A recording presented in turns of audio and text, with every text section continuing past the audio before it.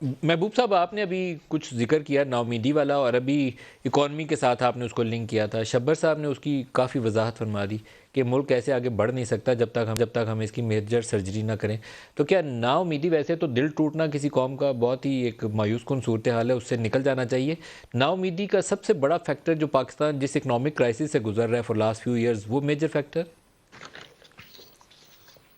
मेरे ख्याल में तो सबसे बड़ी वजह यही है, और उससे बड़ी वजह ये है कि हम उन्हें कुछ इसके आसार भी नहीं लग रहे कि वो मुस्तकबिल में कोई बेहतरी की सूरत पैदा हो सकती है।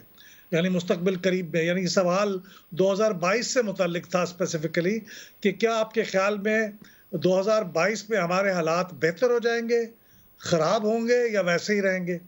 तो 43% ने ये कहा कि ये हालात बेहतर हो जाएँगे। 41% ने कहा कि हालात ख़राब हो जाएँगे।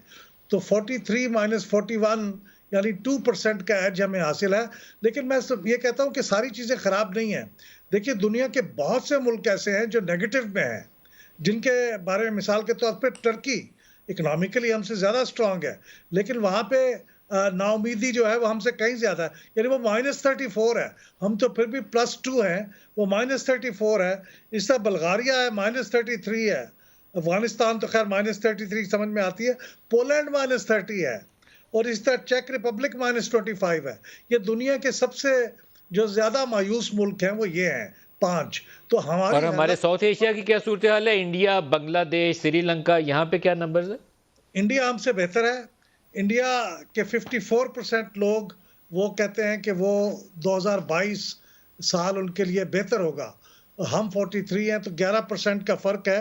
तो ये जो एवरेज है, हम कोई एवरेज से बहुत ज़्यादा ख़राब नहीं हैं। हम एवरेज के करीब-करीब हैं। एवरेज से थोड़ा-सा बेहतर भी होंगे। अफ्रीका का एवरेज जो है वो 56% है। सही है।